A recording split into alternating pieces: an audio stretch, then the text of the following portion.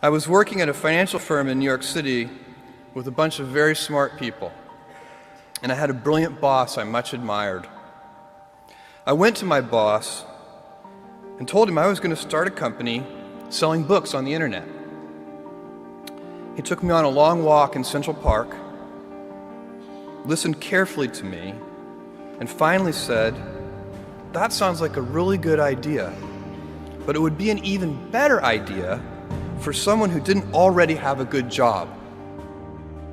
You can have a job, or you can have a career, or you can have a calling. And if you can somehow figure out how to have a calling, you have hit the jackpot, because that's the big deal. I met Jeff Bezos 25 years ago, and he told me, "Dave, I want you to invest in my company." "What are you doing?" "I'm gonna start a bookstore in my garage." "Okay, and I'm gonna put it online. People buy online, and I'm gonna ship out of my garage. But if you invest in me, Dave, someday I'm gonna be the richest man in the world. I'll do over $100 billion. First of all, there is no such thing as $100 billion 25 years ago.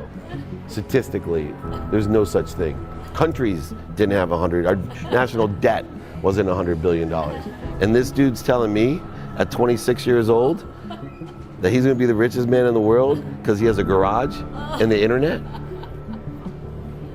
That was his truth. No, but he did not know it, and neither did I. But the difference between him and I is I was laughing, scoffing, and jesting at him, and he was already applauding himself, going, at the right way, at the perfect time, I'm gonna make as much as I can as quickly. And I'm sitting there going, there's no way this is gonna be a big business.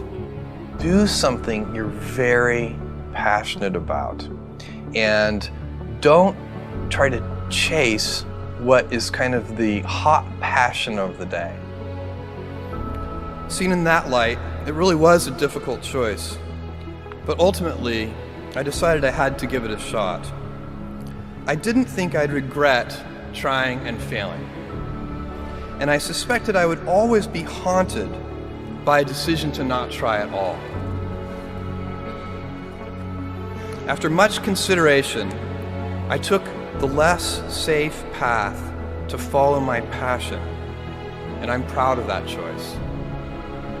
As a young boy, I had been a garage inventor.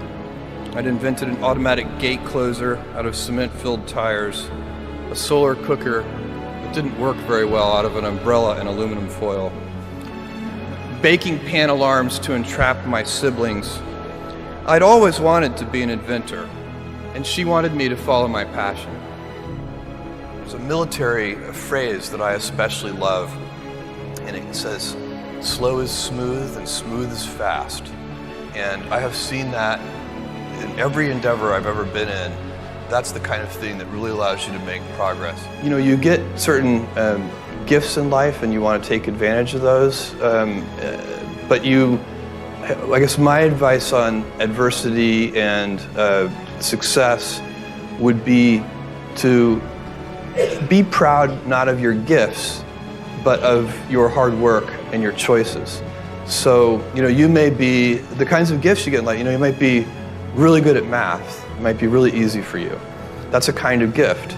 But practicing that math and taking it to the next step, that could be very challenging and hard, and take a lot of sweat.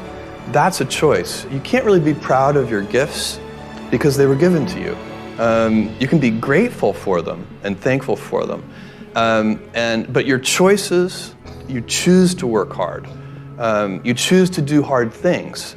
Those are choices that you can be proud of.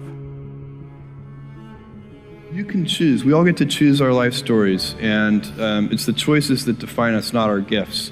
Everybody in this room has many gifts. I have many gifts. You can never be proud of your gifts because they're gifts. They were given to you. You might be tall, or you might be really good at math, or you might be extremely beautiful or handsome, or there are many gifts, and you can only be proud really of your choices because those are the things that you are acting on. And one of the most important choices that each of us has, and you know this just as well as I do, is you can choose a life of ease and comfort, or you can choose a life of service and adventure. And when you're 80, which one of those things do you think you're going to be more proud of? You're going to be more proud of having chosen a life of service and adventure. There's never been a better time to be alive. I mean, it's just incredible the amount of inspiration that the world generates for me, and I think for a lot of people. It's insane, the amount of change and invention and opportunity. Your life, the life you author from scratch on your own, begins. How will you use your gifts? What choices will you make? Will inertia be your guide, or will you follow your passions? Will you follow dogma, or will you be original? Will you choose a life of ease, or a life of service and adventure? Will you wilt under criticism, or will you follow your convictions? Will you bluff it out when you're wrong, or will you apologize? Will you guard your heart against rejection, or will you act when you fall in love? Will you play it safe, or will you be a little bit swashbuckling? When it's tough, will you give up, or will you be relentless? Will you be a cynic, or will you be a builder? Will you be clever at the expense of others, or will you be kind? Every time you figure out some way of providing tools and services that empower other people to deploy their creativity, you're really onto something. You know, you're very lucky if you have a career. A lot of people end up with a job. If you don't love your work, you're never going to be great at it. Jules Verne, Mark Twain, Galileo, Newton, all the curious from the ages would have wanted to be alive, most of all, right now.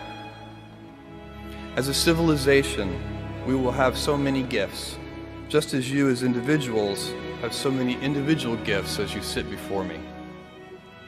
How will you use these gifts? And will you take pride in your gifts or pride in your choices?